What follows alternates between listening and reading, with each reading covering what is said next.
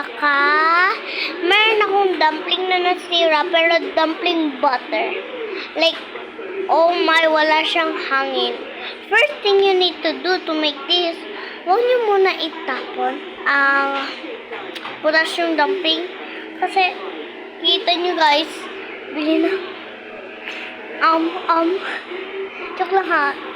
Doon natatawa. Pero, kung meron bang nakakita sa akin na sa TikTok ako, sorry, meron akong nakakahiyang gumawa. So, hindi ko masyadong type yung TikTok ko kasi mababan ako.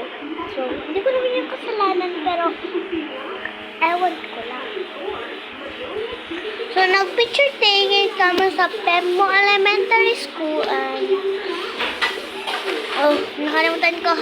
I'm talking about myself. Okay guys, nakakaya. So, una yung gagawin ay tanggalin ito lahat. Tapos, ilagay nyo sa clear na paglagayan na hindi madumi. Hugasan nyo muna ng sobra. At saka, tanggalin nyo sobra yung mga germs. Matatanggal yung germs. At saka, kailangan tanggalin nyo yung looban ng dumpling ninyo. Ilagay nyo doon. Tapos, hugasan nyo yung dumpling ninyo. Tapos, pag umiba ang kulay, huwag nyo gawin yung ha. Uulitin ko mamaya. Pagkita nyo. Kasi nyo gawin, pag ganun nyo sa kamay nyo yung labasan ng yung parang gaganon ba. Tapos i-scoop nyo lahat ulit ng ulit. O isa, dapat kamay. Dapat merong plastic para hindi siya Tsaka, wala siyang rubber band dito. Iwa ko, kunwari. Ilalagay mo dito. Yung ganun.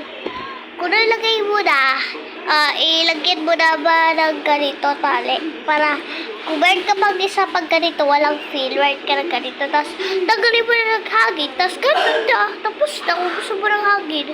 Hindi magkailan ng electric pan. Tapos, buksan mo. Pag nakita mo na yung hangin pumapasok. Ganun lang. Tinanggal ko nga yung hangin para meron ang butter dumpling. Ganda guys. Feel nyo, perfect na perfect. At saka, end ko na tong video. See you na lang in my next video. Pag meron akong 4 na dumpling. Ito yung pang-4 kong dumpling. At saka, bibili kami ng gold. Pero ibang bansa ang binilhan namin. Hindi ko alam bakit, pero kasi sabi ng mama ko 2 na pabili ako. Tsaka yun lang guys. Bye! Normal na yung BUN ko at BUN